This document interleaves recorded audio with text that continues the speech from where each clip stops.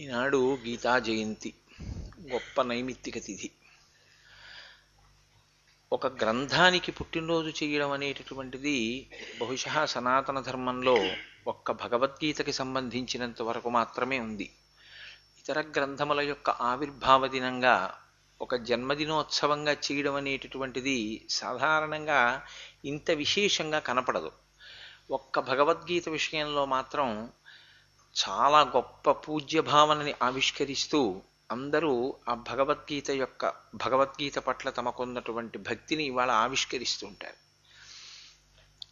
మీరు చూడండి, సనాతన ధర్మంలో చిట్ట చివరి ప్రయోజనం ఒకటే. ఎందులోంచి విడిపోయి వచ్చాము అన్న భ్రాంతిలో ఉన్నామో దానిలో కలిసిపోవడమే చిట్ట చివరి యొక్క ప్రయోజనం. అందుకే అవ్యక్తము అని ఒక మాట. అవ్యక్తము అంటే మీరు వెనక్కి వెడుతూ వస్తే, ఎందులోంచి వచ్చాము అన్న పరిశీలన చేసుకుంటూ వెడితే అన్నీ దేంట్లోంచి వచ్చాయో అందులోకి చేరిపోవడానికి కావలసినటువంటి మార్గాన్ని సుగమం చేసుకుని దాన్ని చేరడానికి కావలసిన రీతిలో అనుష్ఠాన పర్యంతంలోకి ఉపాసనని తెచ్చుకోగలిగినటువంటి ప్రక్రియ సనాతన ధర్మమునందు సర్వభూమికలలో ఉన్న వారికి అనుగ్రహింపబడుతుంది. ఏదో ఒక స్థాయిలో ఉన్న వాళ్ళకి మాత్రమే మేము అందించగలం తప్ప ఆ స్థాయి కన్నా కింద ఉన్న వాళ్ళకి కానీ ఆ స్థాయి పైనున్న వాళ్ళకి కానీ ఇది పనికిరాదు అన్న మాట ఉండదు. అందుకే వాసుదేవ సర్వమితి అని నమ్మినటువంటి వాడు, అనుభవంలోకి వచ్చినటువంటి జ్ఞాని ఈశ్వరుడి కాళ్ళు పట్టుకుంటాడు భక్తితో. అందరికన్నా అట్టడుగున పడిపోయి ఉన్నటువంటి వాడు కనీసం నామంతో ఈశ్వరుణ్ణి పట్టుకుని ఎక్కడం మొదలు పెడతాడు. అన్ని భూమికలలో ఉన్న వాళ్ళని ఉద్ధరించడానికి సనాతన ధర్మం ఉంటుంది తప్ప ఏదో ఈ స్థాయిలో ఉన్న వాళ్ళకి మాత్రమే ఇది పనికొస్తుందని చెప్పడమో, లేకపోతే నేను ఇది అంటాను ఇది ఇలా ఎందుకు అని నువ్వు అడగడానికి వీల్లేదు, నేను చెప్పింది నువ్వు పాటించంతే అని శాసనపూర్వకంగా మాట్లాడడం ఉండదు సనాతన ధర్మంలో. అసలు సనాతన ధర్మం యొక్క వైభవం అంతా ఎక్కడ ఉంటుందంటే గురు శిష్యుల ఇద్దరి యొక్క సమన్వయంలో ఉంటుంది. ఆ గురువుగారి పాదాలు పట్టుకుని గురువుగారి దగ్గర కొత్త విషయాలు తెలుసుకుని అనుష్ఠాన పర్యంతంలోకి తెచ్చుకోవడానికి గురు శిష్యుల యొక్క సమాగమం వచ్చింది తప్ప అసలు గురువుగారు బోధ అన్నది ఏమీ చెయ్యలేదనుకోండి. శిష్యుడు గురువుగారి దగ్గర నుంచి తెలుసుకుని తన జీవితంలో కొత్తగా ఒక అనుష్ఠానాన్ని చేసి దాని వలన జ్ఞానాన్ని పొందకపోతే అసలు ఆ గురు శిష్య సంబంధం అర్థం లేని సంబంధమై కూర్చుంటుంది. అది మహాత్ములైన వాళ్ళు దృష్టిపాతం చేత చెయ్యవచ్చు, లేదా మౌనము చేత చెయ్యవచ్చు. భగవాన్ రమణుల వంటి వారు మౌనాన్ని ఆశ్రయించి శిష్యుల్ని ఉద్ధరించినటువంటి స్థితి ఉంది. నోరు విప్పి మాట్లాడి తన మాటల చేత అవతల వారిలో ఉండేటటువంటి అజ్ఞానాన్ని దహించినటువంటి గురువులు చాలామంది ఉంటారు. గురు శిష్య సంబంధం యొక్క పరమ ప్రయోజనం ఈశ్వరుడి వైపుకి తిప్పగలగడమే. ఇటువంటి సనాతన ధర్మంలో యుద్ధభూమి యందు ఆవిష్కరింపబడినటువంటి తత్వ ప్రతిపాదకములు, యుద్ధభూమినందు ఆవిష్కరింపబడినటువంటి చాలా అమృతభాండతుల్యమైనటువంటి గ్రంథరాజములు రెండున్నాయి. ఒకటి రామరావణ సంగ్రామంలో శ్రీరామచంద్రమూర్తికి అగస్త్య మహర్షి ఉపదేశం చేసినటువంటి ఆదిత్య హృదయం. అది యుద్ధభూమిలోనే వచ్చింది. బల అతిబల అనేటటువంటి విద్యల్ని విశ్వామిత్ర మహర్షి చేత ఉపదేశం పొందినటువంటి రామచంద్రమూర్తి రావణాసురుడితో యుద్ధం చేసేటప్పుడు బడలిపోయారు. అంతటి రాముడు కూడా అసలు ఈ రావణ సంహారం ఎలా చెయ్యగలను అని ఒక రకమైన నిర్లిప్తతకి వశుడైనటువంటి స్థితి ఏర్పడింది. అటువంటి సమయంలో ఆయన పిలిచారా పిలవలేదా, అడిగారా అడగలేదా అని చూడకుండా తనంత తాను వచ్చారు అగస్త్య మహర్షి. రాముడు పిలవలేదు, పిలవకుండా వచ్చారు. దీన్ని గురుకటాక్షము అంటారు. గురుకటాక్షము అంటే గురువుగారిని సేవించగా లేదా మీరు ధర్మాన్ని పట్టుకుని అనుష్ఠించగా గురువుగారి యొక్క అనుగ్రహం కలుగుతుంది. ఈశ్వరుడే గురువుగా వస్తాడు ఒక్కొక్కనాడు. ఆ గురువు మంచి పక్వమైన సమయంలో అనుగ్రహిస్తాడు. ఎందుచేతంటే ఆ పక్వానికి రాకుండా చెప్పకూడని విషయాన్ని చెప్పకూడదు. పక్వానికి వచ్చినప్పుడు చెప్పవలసిన విషయాన్ని చెప్పాలి. చెప్పే గురువుకి ప్రధానంగా ఒక లక్షణం ఉండాలి. తాను చెప్తున్నదేదో అది పరమ సత్యమన్న పూనిక ముందు గురువు గారికి ఉండాలి. ఏదో పుస్తకంలో 4 వాక్యాలు చదివి అందులో ఉన్న విషయాలు నేను ఇవాళ 4 మాటలు చెప్తున్నాను అని చెప్పినది గురుత్వము కాదు. అది కేవలముగా ఒక ఉపన్యాసం అవచ్చేమో. గురుత్వం ఎప్పుడవుతుందంటే తనకి పరమ విశ్వాసం ఉండాలి.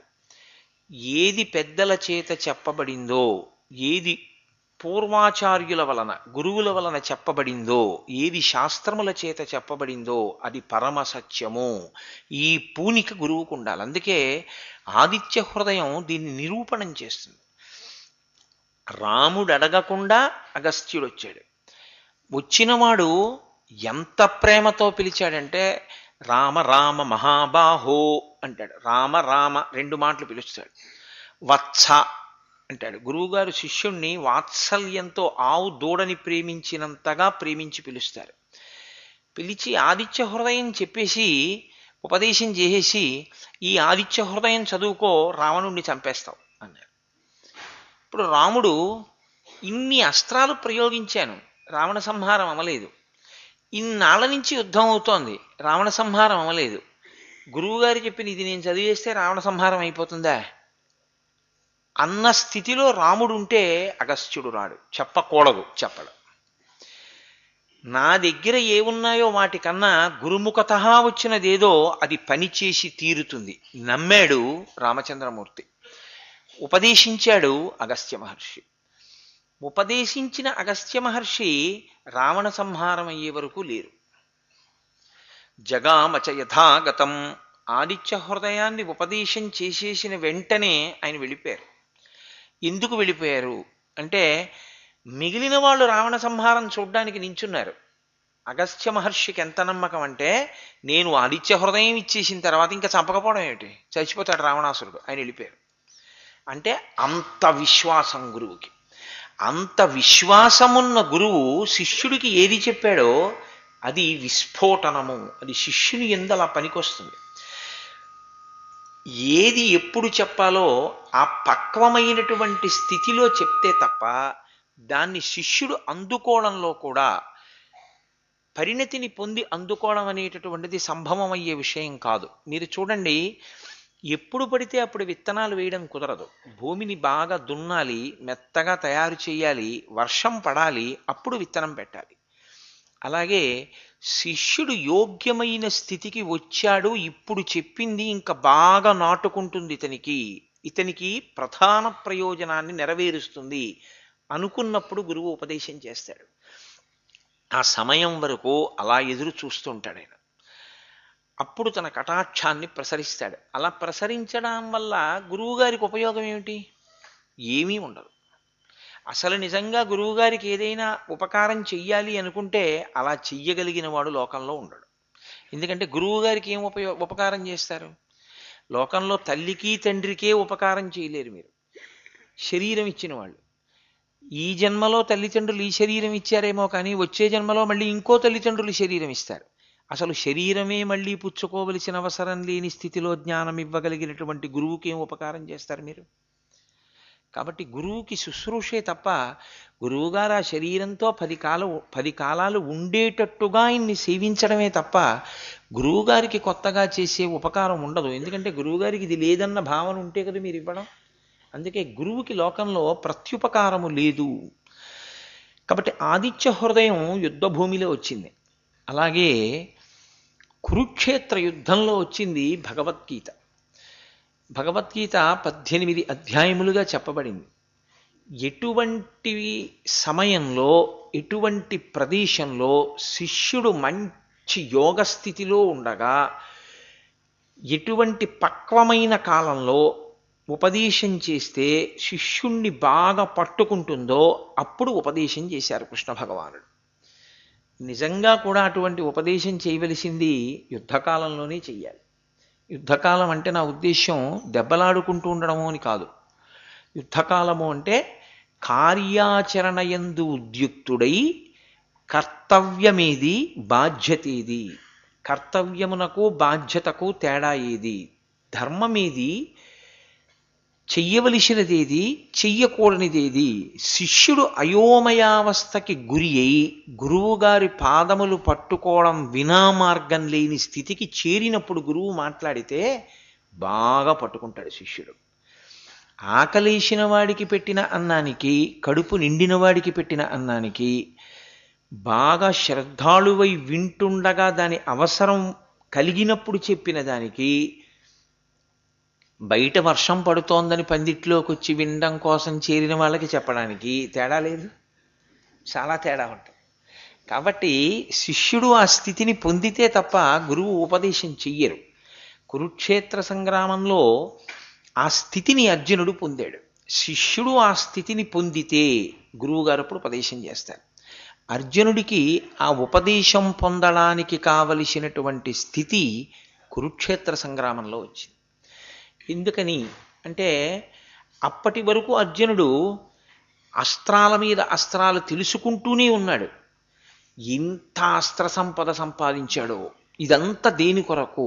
కురుక్షేత్రంలో శత్రు సంహారం చెయ్యాలి, నేను అన్నయ్యకి రాజ్యం తెచ్చి పెట్టాలి, నా ధర్మాన్ని నేను నిర్వర్తించాలి. ఇప్పుడు ఆయన కర్తవ్యం ఆయన చేసుకుంటూ విడుతుండగా నువ్వెప్పుడూ కర్తవ్యం విషయంలో ఇలాగే ఉండాలని బోధించవలసిన అవసరం కృష్ణ భగవానుడికి లేదు.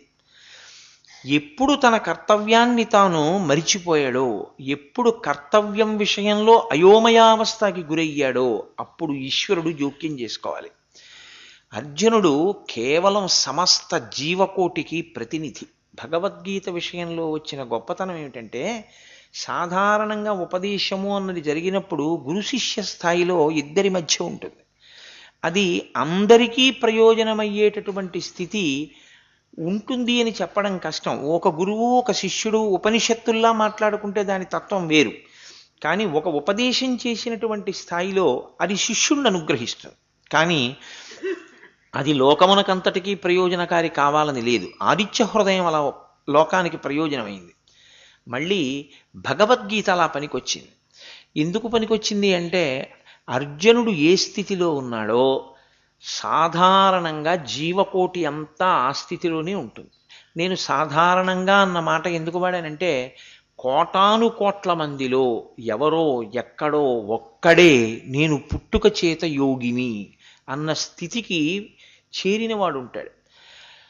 అసలు అలా చేరకుండా నేను పుట్టుకతో యోగిని అనుకున్న వాడి గురించి నేను మాట్లాడటలేదు. నిజంగా స్థితిని పొందిన కారణజన్మలు ఉంటారు. అటువంటి వారి విషయంలో వారికి ప్రత్యేకంగా బోధ, ఆ స్థితిని పొందడం అలా ఉండదు. వాళ్ళు గత జన్మలలోనే గురువుని సేవించి ఉంటారు తప్ప వాళ్ళకి కూడా గురువు అవసరం లేదు అని చెప్పకూడదు. వారు కూడా గురువు అవసరం లేదని చెప్పరు కూడా. మీరు చూడండి, భగవాన్ రమణుల జీవితంలో ఆయనకి గురువుగారు లేరు. ఆయన ఎప్పుడు గురువుని సేవించిన దాఖలాలు లేవు. బ్రహ్మజ్ఞాని, బ్రహ్మవిద్ బ్రహ్మైవ భవతి, ఆయనే భగవన్ అయ్యారు. కానీ ఆయన ఎప్పుడూ మీరు గురువుని సేవించకండి, గురువు అక్కర్లేదు అని ఎప్పుడూ చెప్పలేదు. గురువు ఉండవలసిందే. గు అంటే అజ్ఞానం, రు అంటే తొలగించడం. అజ్ఞానమును తొలగించడానికి గురువు యొక్క అవసరం చాలా చాలా ఉంటుంది. అసలు గురువు వినా అజ్ఞానము తొలగదు. కాబట్టి కురుక్షేత్రంలో అర్జునుని యొక్క స్థితి కేవలం అర్జునుడనబడేటటువంటి వ్యక్తికి పరిమితమైన స్థితి కాదు. కర్తవ్యము నుంచి వైదొలిగిపోతూ ఉండడం, కర్తవ్యము అన్న మాట గురించి సరి అయిన అవగాహన లేకుండా పోవడం ఆనాడు అర్జునునికి ఒక ఉపద్రవమైనటువంటి స్థితిని కల్పించింది. అది కొంత బుద్ధి చేత పాండిత్యాన్ని ప్రదర్శించాడు. అది పైకి వినడానికి ఎలా ఉంటుందంటే, అమ్మో నిజమే అర్జునుడు మాట్లాడుతున్న దాంట్లో ఏం దోషం ఉందండి అనిపిస్తుంది మనకు మొట్టమొదటి అధ్యాయం చదువుతుంటే. కానీ కృష్ణుడు మాట్లాడడం మొదలుపెట్టిన తర్వాత ఎక్కడో 2వ అధ్యాయంలో 11వ శ్లోకం దగ్గర ఎక్కడో మొదలు పెడతాడు కృష్ణ భగవానుడు మాట్లాడడం మొదలుపెట్టిన తర్వాత అసలు అర్జునుని ఆలోచనలో ఎంత దోషం ఉందో అర్థమవుతుంది. అంటే గురువుగారు మాట్లాడడం మొదలెట్టే వరకు శిష్యుడి యొక్క ఆలోచన పరిణతితో కూడుకున్నదిలాగే కనపడి వెళ్ళిపోతుంటాడు. మీరు చూడండి, అందుకే లోకంలో ఒక మాట ఉంది, దిగ్భ్రాంతి అని. దిగ్భ్రాంతి అంటే వాడు తను చెయ్యవలసిన పనిని ఆపేశాడు అని కాదు. నేను వెడుతున్నదే నన్ను లక్ష్యానికి తీసుకెడుతుంది అనుకుంటాడు. ఇలా వెడితే గురజాడ కళామందిరానికి వెళ్ళిపోదాం అనుకుంటాడు. అనుకుని 1 గంట సేపు తిరుగుతాడు. చాలా ఇంధనం ఖర్చు అయిపోతుంది, చాలా శ్రమ పడిపోతాడు, చాలా కష్టపడి తిరుగుతాడు. తిరగట్లేదని మీరు అనుకుంటున్నారా? తిరుగుతున్నాడు. ఆయన ఏమైనా విశ్రాంతిగా కూర్చున్నాడు అనుకుంటున్నారా? పాపం కష్టపడి కారు నడుపుతున్నాడు. చేరాలనుకుంటున్నది గురజాడ కళాక్షేత్రమే, కానీ ఆయన గురజాడ కళాక్షేత్రానికి దూరంగా వెళ్ళిపోతుంటాడు. ఇందుచేత దిగ్భ్రాంతి అంటే చేరవలసినటువంటి గమ్యమును గూర్చి స్పష్టమైన అభిప్రాయము లేకుండా తిరుగుట. ఇది కొత్తగా మనం ఊళ్ళోకి వెళ్ళినప్పుడు కలుగుతుంది దిగ్భ్రాంతి అంటే. అయ్యా ఫలానా వారింటికి వెళ్ళాలండి, ఎలా వెళ్ళాలి అంటాం. అంటే ఏదో తిన్నగా వెళ్ళి మూడో సందులోకి తిరగండి అంటాడు. మనకి ఏదో సందు మూడో సందులో కనబడి ఆ చిట్ట చివరి ఇల్లు అన్నాడు కదా అని ఇంక అదే పోకపోతాం. ఆయన ఏదో ఒక భావనతో చెప్పాడు, మనకు ఒక భావనతో అర్థమవుతుంది. అక్కడ దాకా వెళ్ళడితే అదేంటంటే ఇటు వచ్చేసారేంటి, మీరు ఇలా కాదు మళ్ళీ వెనక్కి వెళ్ళిపోండి అంటాడు. అది దిగ్భ్రాంతి. వెళ్ళిపోతున్నాడు కానీ లక్ష్యానికి చేరువుగా వెళ్ళాడు. ఇప్పుడు ఎవరు చెప్పాలి, ఆ దారి ఎవరు దిద్దాలి? ఎవరికి లక్ష్యం తెలుసో, ఎవరు ఆ లక్ష్యానికి మళ్ళీ చేర్చగలడో, ఈయన తప్పుత్రోవలో వెడుతున్నాడని ఎవడు వెంటనే నిర్ణయించుకోగలడో, నిర్ణయించుకొని మళ్ళీ సాధ్యమైనంత సురక్షితంగా ఆయన వెళ్ళే మార్గం చెప్పాలి. అంతేకాని మీకేం పర్వాలేదు, ఎలాగో ఇంత దూరం వచ్చేసారు కాబట్టి మీరు ఇక్కడి నుంచి తిన్నగా ఇంకొక 4 అడుగులు వేసేయండి, నాకు తెలియదు ఎప్పుడో 300 సంవత్సరాల క్రితం మూసేసిన పాతాళ సొరంగం ఒకటి ఉంది అంటారు, అందులో దూరండి వెళతారు, తొందరగానే వెడతారంటారు, మరి అందులోంచి 10 నిమిషాల్లో వెడతారంటారు. ఇప్పుడు ఆ సొరంగం ఎలా ఉందో నాకు తెలియదు, మీరు ప్రయాణం చేయండి అంటే ఉపయోగమే ఉంది? క్షేమంగా వెళ్ళే మార్గం చెప్పాలి. అలా చెప్పగలిగినటువంటి సమర్థుడు గురువు. దిగ్భ్రాంతి కలిగినటువంటి వాడు శిష్యుడు. శిష్యుడు ఏమీ చేయకుండా ఉన్నాడని మీరు అనుకోకూడదు, చేస్తూ ఉంటాడు.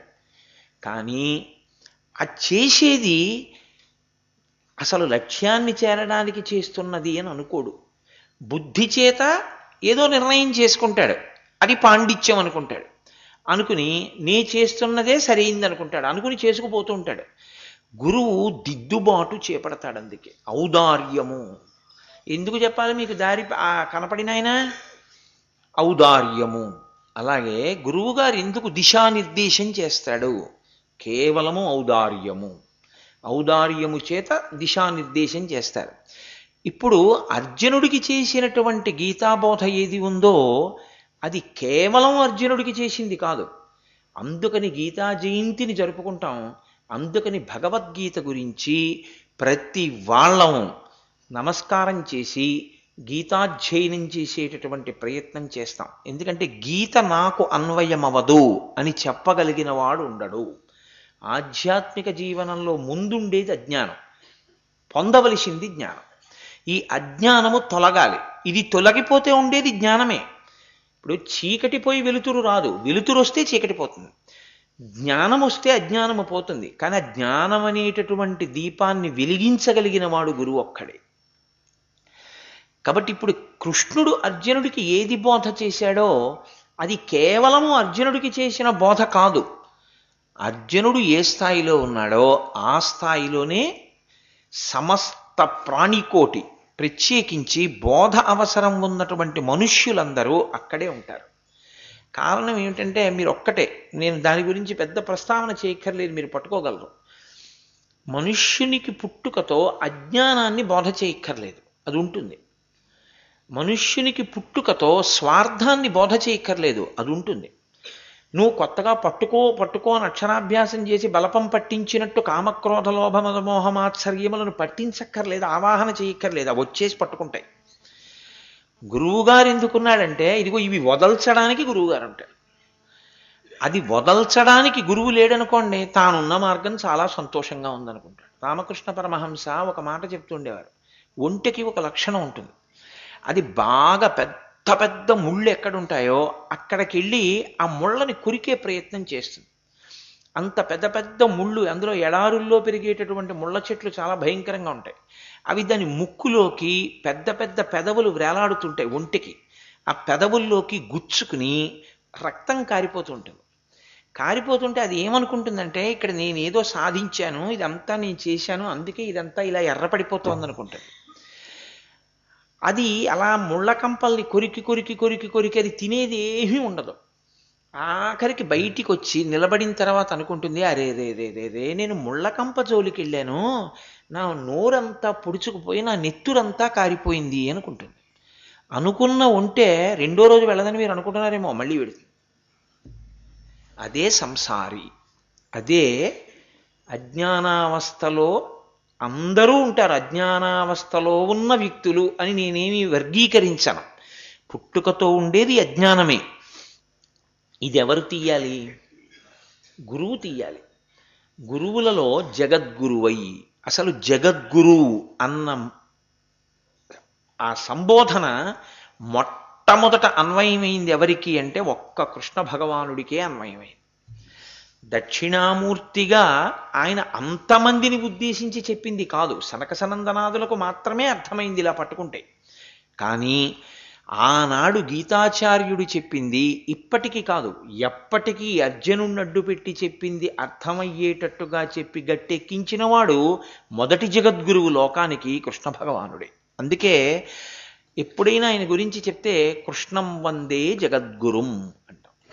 జగద్గురువుగా కృష్ణుడు ఈ లోకానికి చేసిన గొప్ప ఉపకారము గీతని ప్రవచనం చేయడమే, గీతాబోధ చెయ్యడమే. సరే, గీతా వైభవం గురించి మాట్లాడుతూ పెద్దలు ఒక శ్లోకం చెప్తారు. నేను చేసేది ఒక్కరోజు ప్రసంగం కాబట్టి నేను మీకు దాని సారాంశాన్ని, ఇవాళ గీత యొక్క వైభవాన్ని అందుకోవడానికి నేను బహుశः ఆ శ్లోకాన్ని ఆవిష్కరిస్తే మీకు నేను కొంతవరకు దాని గురించి చెప్పగలిగిన వాడిని అవుతాను. అందులో అంటారు, సర్వోపనిషదా గీత, అది సర్వ ఉపనిషత్తులు కూడా సర్వోపనిషదా గావః, అన్ని ఉపనిషత్తులు కలిసి ఒక ఆవు రూపాన్ని పొందే. ఎందుచేత అంటారేమో, ఉపనిషత్ అనేటప్పటికే దాని పేరే గమ్మత్తుగా వచ్చింది. ఉపనిషత్తులు వేదముల యొక్క చిట్ట చివర ఉంటాయి. వేదము రాజశాసనంలా మాట్లాడుతుంది. రాజశాసనం ఉందనుకోండి, మీరు దాన్ని తిరిగి ప్రశ్నించలేరు. రాజుగారు శాసనం అంటే ఎలా ఉంటుంది, సైకిల్పై ఇద్దరు ఎక్కరాదు అన్నారు అనుకోండి, మేమిద్దరం సన్నగా ఉంటాం, మా సైకిల్ తీసుకెళ్ళగలదు, మేము ఎందుకు ఎక్కలేదని మీరు అడగకూడదు. మీరు సన్నగా ఉన్నారో లావుగా ఉన్నారో అనవసరం, ఇద్దరు ఎక్కకూడదంటే ఎక్కకూడదంతే. అది రాజశాసనం అంటే. వేదం అలా మాట్లాడుతుంది. సత్యం వద ధర్మంచరా, నువ్వు సత్యమును మాత్రమే పలుకో, ధర్మమును మాత్రమే పాటించో, అలాగే చెప్తుంది. కానీ మీరు తిరిగి అడగడానికి అవకాశం ఉండదు. మీరు అడగడానికి వేదమును చెప్పినవాడు మీతో మాట్లాడడానికి ఎదురుగుండా ఉండడు. ఎందుచేతంటే వేదము ఎవరి చేత చెప్పబడింది? ఈశ్వరుడి చేత చెప్పబడింది. ఆ ఈశ్వరుడు మీ ఎదురుగుండా వచ్చి కనపడేవాడు కాడు, స్థూల రూపంలో ఎవరో మహాత్ములకి కనపడతాడు. అందుకని మీరు ఆయనని ప్రశ్నించే అవకాశం ఉండదు. కానీ వేదముల చివర ఉండేటటువంటి ఉపనిషత్తు దగ్గరికి వచ్చేటప్పటికీ అది జ్ఞానకాండ. అక్కడికి వచ్చేసరికి కేవలము ఈశ్వరుడు మాట్లాడడం కాదు, గురు శిష్యులు మాట్లాడుకుంటారు. అందుకే ఉపనిషత్తులన్నీ ప్రశ్న రూపంలో ఉంటాయి. అందుకే ఉపాసన అంటే దగ్గరగా కూర్చుండుట. ఈశ్వరుడికి దగ్గరగా కూర్చుని చేసేది ఏది ఉందో, దగ్గరగా కూర్చోవడం అంటే నా ఉద్దేశం పూజామందిరానికి దగ్గరగా అని కాదు, మనసు ఆయనకి దగ్గరగా జరుగుట, చేసే ఉపచారములు త్రికరణ శుద్ధితో చేయుట, అది ఉపాసన. ఉపనిషద్ అంటే గురువు గారికి దగ్గరగా కూర్చుండుట అంటే ఆయన ఒళ్ళో కూర్చోమని కాదు నా ఉద్దేశం, గురువుగారి మనసుకి దగ్గరగా వెళ్ళుట. గురువుగారు ఏం చెప్దామనుకుంటున్నారో, ఆయన ఏది అనుభవించారో, ఆయనకు ఆ స్పష్టత ఎక్కడి నుంచి వచ్చిందో దాన్ని మీరు అందుకోగలగడం. అది దేనివల్ల సాధ్యమవుతుంది? ఒకే ఒక కారణం వల్ల సాధ్యమవుతుంది. గురువుగారు చెప్పేటటువంటి మాటలను ఒక్క మాట కూడా జారిపోకుండా శిష్యుడు పట్టుకోవాలి. ఎందుచేత అంటే ఆవుకి ఒక లక్షణం ఉంటుంది. మీరు ఒకసారి దాని పొదుగు మీద నీళ్లు చల్లి దూడని విడిచిపెట్టేసి, దూడ వచ్చి ఒక శిరాన్ని నోట్లో పెట్టుకుని చప్పరించి పొదుగులో 2 గుద్దులు గుద్దిందో విడిచిపెట్టేస్తుంది పాల. ఇప్పుడు మీరు దూడని లాగేసి మోకాళ్ళ మధ్యలో కుండ పెట్టుకుని ఆ శిరములు పట్టుకు లాగుతుంటే అది వెనక్కి తీయదు, పాలని వదిలిపెట్టేస్తుంది. మీరు కుండ సరిగ్గా పెట్టకుండా పాలు పితికారనుకోండి, పాలు నేలపాలైపోతాయి తప్ప, ఊరిని అసాధ్యం, నువ్వేమో కుండ సరిగ్గా పెట్టలేదు అందుకని నేను కాసేపు పాలు ఆపుతున్నాను అని ఆవు ఆపదు. గురువుగారు కూడా తను మాట్లాడడం మొదలు పెడితే ఏ కారణానికి ఇక తాను ఆగడు, ఆయన మాట్లాడేస్తాడు. నువ్వు అన్యమనస్కంగా ఉన్నావు, నువ్వు వింటలేదు, నీకు అందదంతే, పోతుంది అది. అది కుండలో పడకుండా పక్కకి పడిపోయిన పాలు. కాబట్టి గురుముఖత వచ్చేటప్పుడు చాలా జాగ్రత్తగా పట్టుకోవాలి. అది అనుభవసారం. కొన్ని వేల గ్రంథములు చదవడం ఎటువంటిదో గురువుగారు మాట్లాడుతుంటే వినడం అటువంటిది. అది గురువుగారు మాట్లాడడానికి అసలు సహజంగా ఇష్టపడడం. సహజంగా ఆయనకు ఆ కోరిక ఉండదు. ఎందుకుండదంటే ఆయనకి మౌనంలో తనలో తాను రమించడాన్ని ఇష్టపడతాడు, తనలో తాను సంతోషించడాన్ని ఇష్టపడతాడు. కానీ ఎందుకు మాట్లాడతాడంటే తన కర్తవ్యంగా మాట్లాడతాడు. దిగ్భ్రాంతిని తొలగించాలి. అయ్యో నేను చెప్పకపోతే ఎలా, నేను అందుకున్నది ఏదో అది వాళ్ళకి అందిద్దాం అని గురువు మాట్లాడతాడు. కాబట్టి సర్వోపనిషదోగావహ, ఉపనిషత్తులన్నీ ఆవు రూపాన్ని పొందాయి అని మీరు భావన చెయ్యండి కాసేపు. ఆవు రూపమే పొందాయి అని ఎందుకంటారో తెలుసా అండి? సృష్టిలో చతుర్ముఖ బ్రహ్మగారి చేత సృజింపబడని ప్రాణి ఆవు. ఆవు బ్రహ్మగారి చేత సృష్టింపబడలేదు. అది ఒక హోమం చేస్తున్నప్పుడు తనంత తానుగా ఆ రూపంతో పైకొచ్చింది. మీరు వేదానికి వ్యాఖ్యానం చదివితే, ఆ గోమాహాత్మ్యము అన్న ప్రకరణాలు చదివితే మీకు అందులో ఆ గోవు యొక్క స్వరూపం అర్థం అవుతుంది. కాబట్టి గోవు బ్రహ్మగారి సృష్టిలోని ప్రాణి కాదు, ఒకటి. రెండు, గోవు యొక్క శరీరమునకు దేవతలందరూ ఆవాహనవుతారు. మూడు, గోవు లేనినాడు సనాతన ధర్మానికి సంబంధించినటువంటి కర్మాచరణ మంత్రములను మీరు క్రతువుగా, క్రియగా అన్వయం చేయడం ఆగిపోతుంది. అంటే మీరు పట్టుకున్నారో లేదో, యజ్ఞయాగాది క్రతువులు చేయడానికి కావలసినటువంటి మంత్రములను స్వరంతో నేర్చుకున్న వాళ్ళు ఉన్నారు, స్వరంతో చెప్పిన వాళ్ళు ఉన్నారు, గురువుగారు ఉన్నారు, శిష్యులు ఉన్నారు. మీకు కోరిక ఉంది, ఇప్పుడు ఆ కోరిక తీరడానికి ఒక యజ్ఞం చేస్తే మీ కోరిక తీరుతుంది. వర్షం పడలేదు, యజ్ఞం చెయ్యాలి, వర్షం పడుతుంది. ఇప్పుడు ఆ యజ్ఞం చెయ్యాలి. ఆ యజ్ఞం చేయించగలిగిన సమర్థత కలిగినటువంటి బ్రాహ్మణుడు ఉన్నాడు, ఆయన స్వరంతో మంత్రం నేర్చుకున్నాడు. కానీ ఆయన ఉన్నా యజ్ఞం చెయ్యలేడు. ఎందుకు చెయ్యలేడో తెలుసా అండి? ఒక్కటే కారణం. అసలు యజ్ఞం చెయ్యాలంటే యజ్ఞ భూమిని ఎక్కడ యజ్ఞం చేద్దాం అనుకుంటున్నారో అది శుద్ధి పొందాలి. ఎందుకంటే జంతువులు తిరుగుంటాయి, మనుష్యులు తిరుగుంటారు. అది శుద్ధి పొందాలి అంటే గోమయంతో అలకాలి. గోమయంతో అలకడం వినా మార్గం లేదు. గోకర్ణం వెడితే భోజనం పెట్టాలి అంటే ఒక పంక్తి అయ్యాక ఇంకో పంక్తికి వెయ్యాలి అంటే ఆ ప్రాంగణాన్ని అంతటినీ గోమయంతో అలుకుతారు. లేకపోతే తడి ఎక్కడుందో అక్కడ అంటు ఉండిపోతుంది, ఉచ్ఛిష్టం ఉండిపోతుంది. ఒకరి ఉచ్ఛిష్టంలో వేరొకరికి భోజనం పెట్టినటువంటి పాపం ఖాతాలో పడుతుంది. ఇప్పుడు తడారిపోయే వరకు అట్టే పెడితే ఆకలితో ఉన్నవాడిని నించోపెట్టిన పాపం ఖాతాలో పడుతుంది.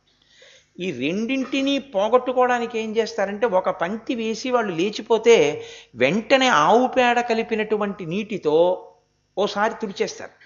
తుడిచేస్తే స్థలశుద్ధి అవుతుంది. అప్పుడు మళ్ళీ విస్తళ్ళేస్తారు. అందుకే పూర్వం అసలు ఆ గోమయానికి సూక్ష్మక్రిమిని చంపగలిగినటువంటి లక్షణం సమస్త ప్రాణికోటిలో తన మలం సువాసనతో ఉండేటటువంటి ప్రాణి గోవు ఒక్కటే. సువాసనాభరితమైన మలంతో ఉంటుంది గోవు. దాని శరీరంలో సమస్తమైన దేవతలు ఆవాహన అయి ఉంటారు. కాదు, అది కూడా దోషమే. నేను ఆ మాట అంటే, పరదేవత ఒక నిర్ణయం చేసింది అమ్మవారు.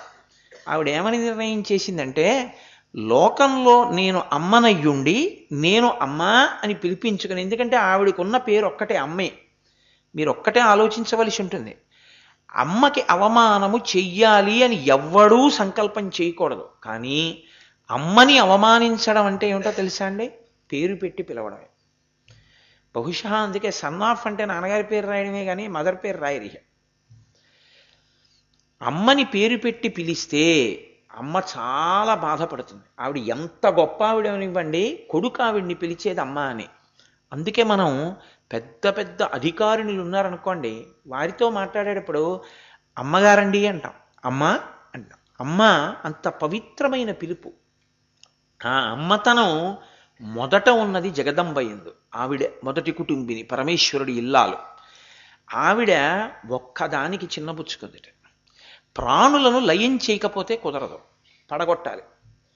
పడగొట్టే ప్రక్రియలో నేను ఆడవాళ్ళని కూడా పడగొట్టాలి.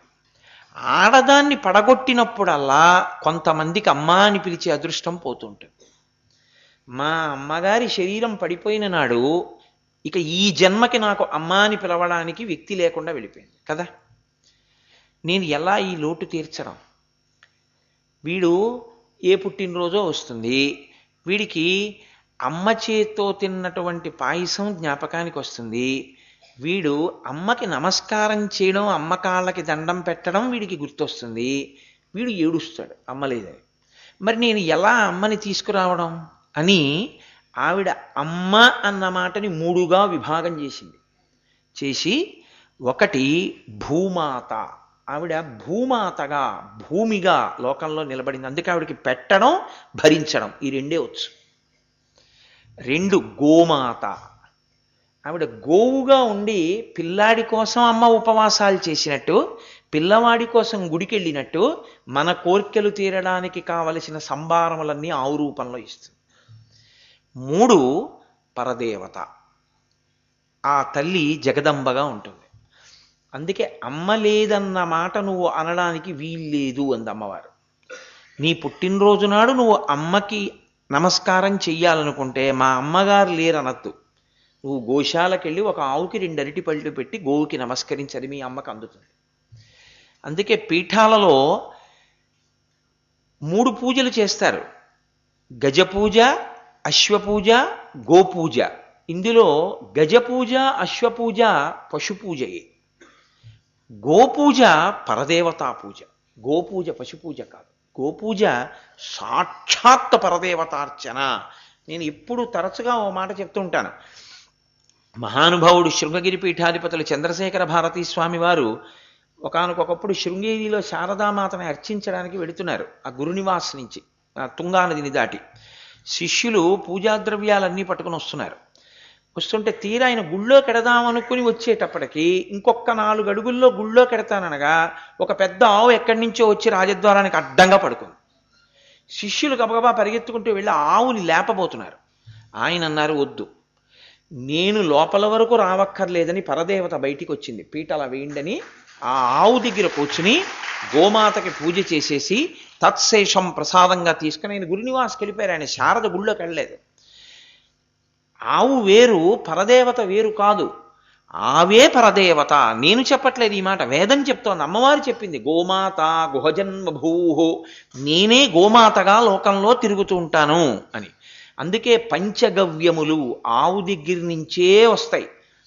ఆవు దగ్గర నుంచి వచ్చినటువంటి ఆ పంచగవ్యములు లేకపోతే పాలు, పెరుగు, ఆవు యొక్క పేడ, గోమూత్రం ఇలాంటివి బ్రాహ్మణుడు మంత్రం నేర్చుకున్నా మీకు క్రతువేం చేయిస్తాడు? అసలు స్థలశుద్ధికి ఆవు పేడే లేదు, ఏమిటి చేయిస్తారు మీకు? మీకు చేయించడానికి ఏమి ఉండదు. ఏది చేయించాలన్నా ముందు ఆవు ఉండాలి.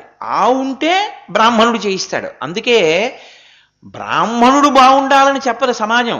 గో బ్రాహ్మణేభ్య శుభమస్తు నిత్యం లోకా సమస్తా సుఖినో భవంతు. ముందు గోవు ఉండాలి.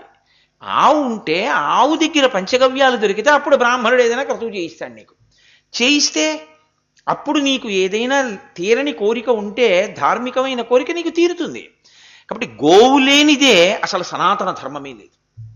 నేను యథార్థమే మాట్లాడుతున్నాను. గోవు లేకుండా పోయిందనుకోండి, ఇక సనాతన ధర్మం అన్న మాట లేనే లేదు. గోవు అంత గొప్పది. అందుకని గోవుని రక్షించండి, గోవుని రక్షించండి అనడానికి కారణం అది. ఇప్పుడు సర్వోపనిషదో గావః, ఉపనిషత్తులన్నిటినీ కలిపి చాలా ఉపనిషత్తులు ఉన్నాయి. ఇందులో ప్రధానమైన వాటిని దశోపనిషత్తులుగా స్వీకరించారు. శంకర భగవత్పాదులు భాష్యం ఇచ్చారు వాటికి. ఇప్పుడు ఈ ఉపనిషత్తులన్నీ కూడా ఏం చేస్తుంటాయి అంటే, షద్ అంటే జీర్ణమైపోవడం, నా కానిది, ఉప అంటే దగ్గరికి తీసుకెడతాయి. లోకంలో అన్నీ జీర్ణమైపోతాయి. జీర్ణమైపోవడం అంటే నశించిపోవడం. జీర్ణము కానిది ఒక్కటే ఒక్కటి ఉంది, ఈశ్వరుడు ఒక్కడే. ఆయన అచ్యుతుడు. ఆయన ఒకనాడు ఉండి ఒకనాడు పోయేవాడు కాడు. నీ ప్రయోజనం, జన్మ ప్రయోజనం ఆయనలో కలిసిపోవడం, ఆయనయై నిలబడిపోవడం. కాబట్టి ఇక పుట్టక్కర్లేదు, ఇక చావక్కర్లేదు. ఈ స్థితిని పొందడం దేనివల్ల వస్తుంది?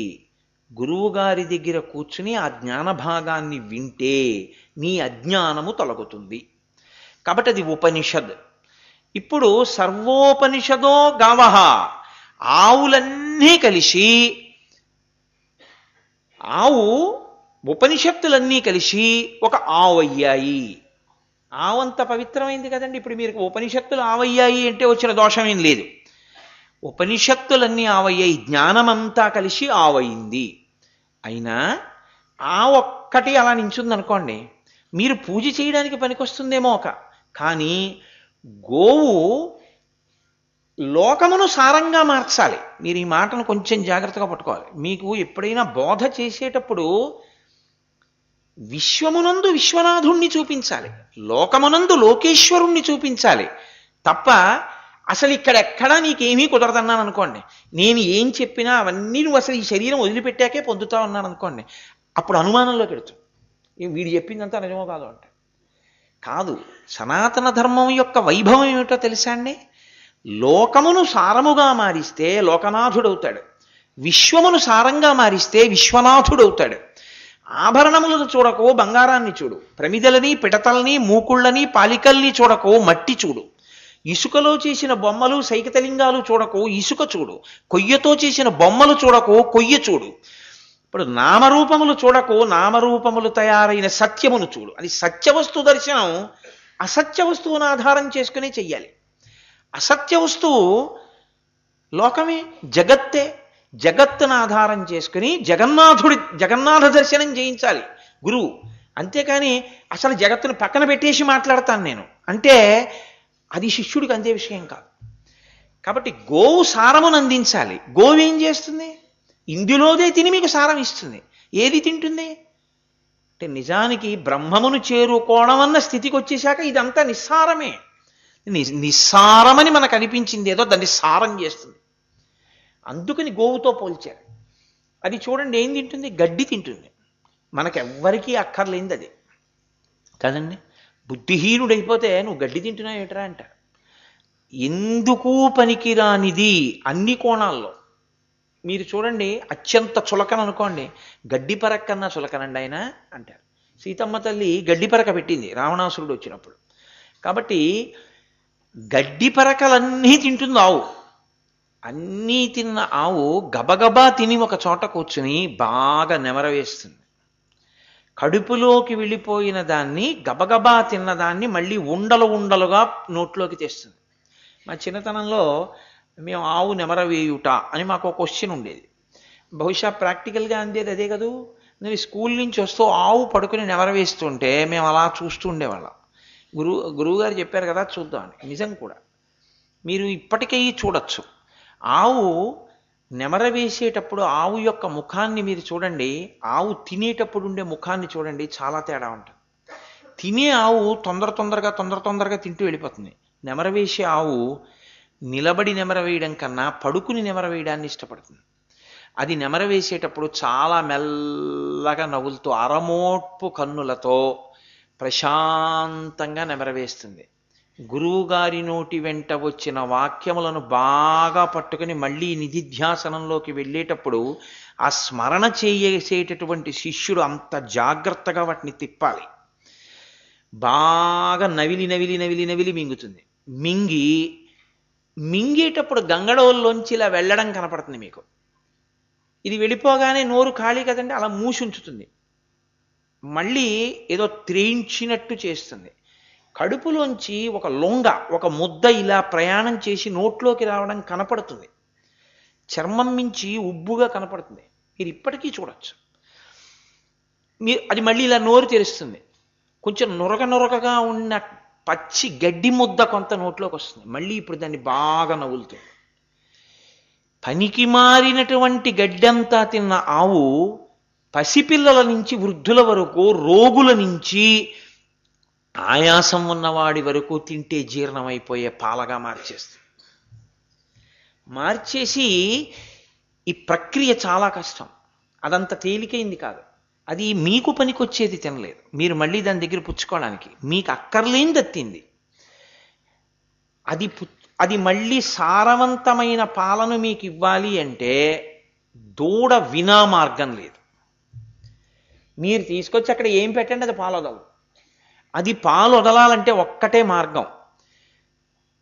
ఆ కట్టుకొయ్య దగ్గర అటు ఇటు తిరుగుతూ ఎప్పుడెప్పుడు అమ్మ పొదుగు దగ్గరికి వెళ్ళిపోదామా అని ఆర్తితో ఉన్న దూడ వంక అలా చూస్తూ ఉంటుంది. ఇలా కట్టుకొయ్య నుంచి విప్పగానే అటు ఇటు కుర్తి దగ్గరికి, బకెట్ దగ్గరికి, బింది దగ్గరికి పరిగెత్తదు దూడ. అది పరిగెత్తేది ఒక్క గోవు దగ్గరికే పరిగెడుతుంది, తల్లి దగ్గరికి. వెడుతూనే పొదుగు దగ్గరికే వెడుతుంది. పరిగెత్తుకుంటూ వెళ్ళి ఇలా మోర ఎత్తి ఆ పితుకు నోట్లో పెట్టుకుని చప్పరించి 2 గుద్దులు గుద్దుతుంది. అంతే, వదిలేస్తుంది పాలు. గురువుగారు ఎందుకు వదిలిపెట్టేస్తాడు? తాను లోపల బాగా చదివి చదివి చదివి చదివి అనుష్ఠానంలోకి తెచ్చుకున్నటువంటి బ్రహ్మజ్ఞానాన్ని గురువు ఎందుకు బోధ చేస్తాడు? పరిగెత్తుకుంటూ వచ్చి, గురువుగారు మీరు వినానన్ను ఎవరు గట్టెక్కిస్తారని వచ్చి పాదములు పట్టుకుని గట్టిగా తలని పాదాల మీద తాటించి నమస్కరించి తలపైకెత్తి చూచిన శిష్యుని యొక్క పరివేదన చూసి ఉండలేక బోధ చేసేస్తాడు. దాచుకోవడం ఆవుకి ఎలా చేత కాదో, కొంత చెప్పి మిగిలింది చెప్పకుండా ఉండడం గురువుగారికి చేత కాదు. అందుకని అలాగే పోల్చారు. భగవద్గీత గురించి మాట్లాడితే ఆ శ్లోకాన్ని చెప్పారు. కాబట్టి సర్వోపనిషదో గావః. ఇప్పుడు సారవంతమైన పాలు గోవులోనే ఉన్నాయి. సర్వ ఉపనిషత్తుల యొక్క సారాంశమైన బ్రహ్మ విద్య, యోగశాస్త్రము గీతాంతర్గతముగా ఉంది. కానీ గీత ఆవు కడుపులో పాలున్నట్టు ఉపనిషత్తులు ఎవరి గురించి చెప్పాయో, ఎవరి దగ్గరగా మాత్రమే తీసుకెళ్లగలవో, ఎవరి అనుగ్రహంతో ఉపనిషత్తులు జ్ఞానముగా ప్రకాశిస్తాయో వాడే మళ్ళీ దాని సారమును లోకానికి చెప్పాలి. కాబట్టి ఇప్పుడు ఈ ఆవు పాలు పితకగలిగిన వాడెవరు? ఆ జ్ఞానమును లోకానికి అందించడానికి అక్కడ కూర్చోడానికి ఎవరు అర్హులు? ఈ గీత చెప్పాలంటే దానికి అర్హుడు భగవద్గీత మొట్టమొదట లోకానికి ఉపదేశం చెయ్యాలి. ఎవరు చెప్పాలి?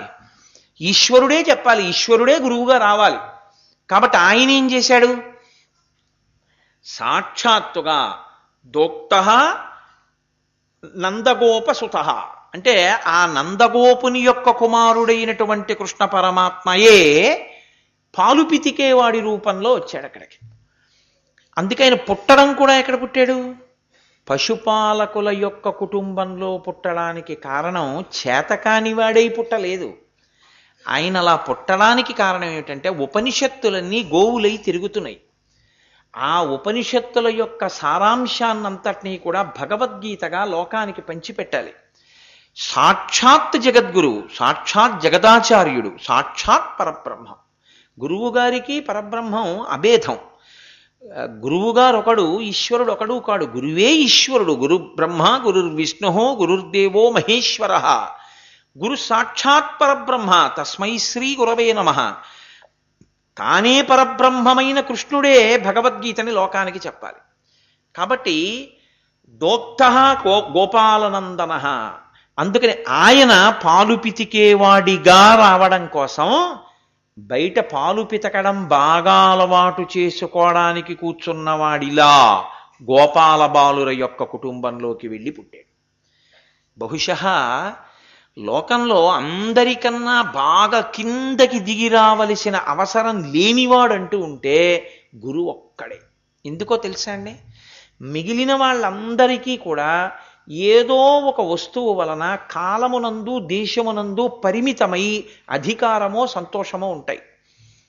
ఒక ఆయన అధికారంలో ఉన్నాడు, అది ఎన్నాళ్ళు? ఒంటికి 60 ఏళ్ళు వచ్చేవరకు.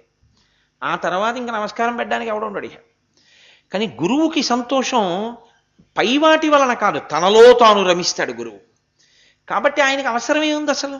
ఆయన ఎందుకు మాట్లాడడం? కానీ ఆయన నేను మాట్లాడకపోతే ఎలా అందుతుందని బాగా కిందకి దిగొస్తాడు, దిగొచ్చి మాట్లాడతాడు.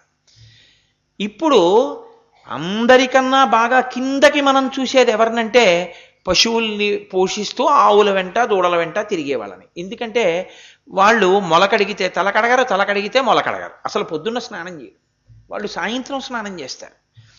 ఆవుల్ని దూడల్ని తెచ్చుకుని సాయంకాలం స్నానం. అసలు నిలవ ఉన్న అన్నం తినవద్దు అని శాస్త్రం. వాళ్ళు తినేదే నిలవ ఉన్న అన్నం. ఎందుకంటే చద్దన్నం మూట కట్టుకుని చిక్కం కట్టుకుని అసలు ఎడం చేత్తో పట్టుకెళ్ళకూడదు అని. అన్నాన్ని ఒక చోటు నుంచి ఒక చోటుకి పట్టుకెళ్ళరు. అలాంటిది ఆ అన్నాన్ని భుజానికి తగిలించుకొని అందున ఏం పట్టుకెడతారు? ఊరగాయలు పట్టుకెడతారు. అంటే నిలవ పెట్టేసిన పచ్చడి అందులో పెట్టుకుని పట్టుకెడతారు. పట్టుకెళ్ళి స్నానం చేసి తినరు. సాయంకాలం ఇంటికి వెళ్ళి స్నానం చేద్దామని స్నానం చెయ్యకుండా పశువుల వెంట వెళ్ళినటువంటి వాళ్ళు ఎక్కడో నిలబడి ఆ ముంత పట్టుకుని ఆ ఊరుగాయ నంచుకుని ఆ అన్నం తింటారు. ఇది శాస్త్రమునకు శాస్త్రవిహితమైన జీవనమునకు బాగా దూరంగా ఉండేటటువంటి జీవనం. అక్కడ పుట్టాడు ఆయన వెళ్ళి. ఇది ఆయన కిందకి రావడంలో ఉన్నటువంటి హద్దు. అందుకని దోగ్ధ కోబాలనందన. ఆయన చెప్తున్నాడు గీతనంతటిని. లోకం తరించడానికి కావలసింది అంత కిందకొస్తే తప్ప చెప్పడం కుదరదు. అందుకని కిందకొచ్చాడు కృష్ణుడు ఈ భగవద్గీత చెప్పడానికి. ఎంత కిందకు రావాలో అంత కిందకొచ్చేశాడు. తానెవరో తానెంత కిందకొచ్చాడో అందుకే కృష్ణ భగవానుడు తన యొక్క అవతార ఆవిర్భావ ఘట్టంలో నిరూపించాడు. మీరు చూడండి, అర్ధరాత్రి పుట్టింది కారాగారం. చాలా దారుణాతి దారుణమైన విషయం ఏమిటంటే భాగవతంలో ఏ భర్త కూడా తన భార్య ప్రసవ సమయమునందు తాను చూస్తూ నించోడు. ఏ భర్త నించోడు లోకంలో. అలా చూస్తూ నిలబడడం వినా అంత నొప్పులు పడుతూ బాధపడుతున్న తన భార్యకి లేచి గుక్కెడు మంచినీళ్లు కూడా ఇవ్వలేని స్థితిలో ఆమె పెడుతున్న కేకలకి బాధపడుతూ చూస్తూ ఉండడం తప్ప ఏమీ చెయ్యలేని దయనీయమైన స్థితిలో వసుదేవుడు ఉన్నాడు. బంధనములు వేసేశాడు కంసుడు. ఇంత బాధపడుతున్న ఆ తల్లి దేవకీదేవి ఎటూ వెళ్ళడానికి లేదు. మాయ. అందరూ నిద్రపోయారు. ఆవిడ ప్రసవ వేదన పడుతోంది. లోకంలో సాధారణంగా ఏంటంటే ఎవరు పుట్టారో తల్లిదండ్రులకి తెలుస్తుంది. పుట్టినవాడికి తెలుసు తాను అక్కడ పుట్టాను ఇంకో చోటుకి వెళ్ళానని. కన్నవాళ్ళకి పెంచిన వాళ్ళకి తెలియదు వాడు ఇక్కడ పుట్టినవాడు కాడని, పుట్టినవాడు వెళ్ళిపోయాడని. లేకపోతే దేవకీదేవి అక్కడికి వచ్చి యోగమాయ పడుకుంటే ఈ ఆడపిల్ల కోసం ఆవిడ ఆడవడం ఎందుకండి? అంటే అంత మాయ కమ్మించాడు. తాను ఎక్కడ పెరుగుతున్నాడో అసలు ఆ నందుడికి యశోదకి తెలియదు ఆ కృష్ణుడు తమ బిడ్డడు కాడని. కృష్ణుడికి తెలుసు నేను వీళ్ళ బిడ్డని కానని. అలా ఉంటుందండి లోకంలో ఎక్కడైనా? కొన్నాళ్ళు పోయిన తర్వాత ఒరే నువ్వు మా అబ్బాయి కాదురా, ఏదో రైతు బజార్లో దొరికావు తెచ్చి పెంచామని వాళ్ళు చెప్పాలేమో. అంతేకాని పిల్లాడికి తెలిసి నేను వీళ్ళ పిల్లాడిని కాను, పసితనంలో వీళ్ళు నన్ను తెచ్చుకున్నారు అని వాడికి తెలిసి తల్లిదండ్రులకు మాత్రం వీడు మా పిల్లాడు కాడని తెలియకుండా ఉండడం అసలు సంభవమా?